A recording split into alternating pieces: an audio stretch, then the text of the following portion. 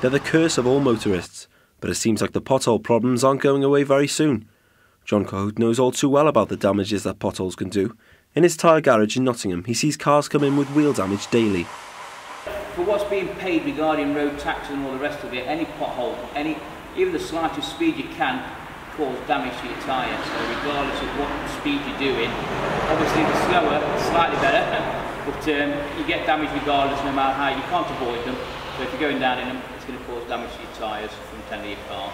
Wheel damage, tracking, there's quite a few various problems it can cause from impact damage basically. Regarding the motorist side of it anyway, but regarding my work that comes through the door, it will impact it obviously, because obviously if the road conditions are better, the less customers I've got coming through the door through, less damage for the vehicle. So in my aspect as a tyre company, it will do me out of business, because you know, as a consumer myself, then no, road conditions fixed, sorted.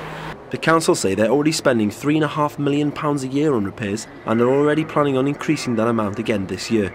The Department of Transport have put aside over £6 billion to repair roads across the UK, with over £80 million between Nottingham City and County Council, and with over 300 miles of road to be repaired over Nottinghamshire, the council will have their work cut out. In terms of within the city, we hear some anecdotal issues about roads maintenance, but in terms of road safety, it's not something that we have a big record of, accidents related to potholes. No.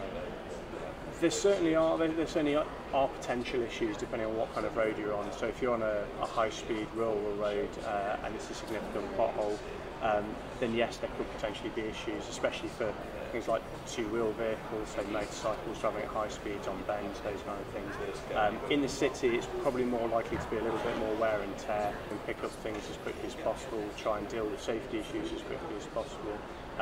But it's just having the money to be able to go out and do a proper job and a proper fix on everything. I'm currently standing outside the Nottingham City Council offices, where soon the decision will be made as to which roads will get the nod for investment and repairs. But if the number of complaints by drivers continues to rise and councils don't rush to improve these potholes, then they themselves could be in for a bumpy ride. Jardine reports.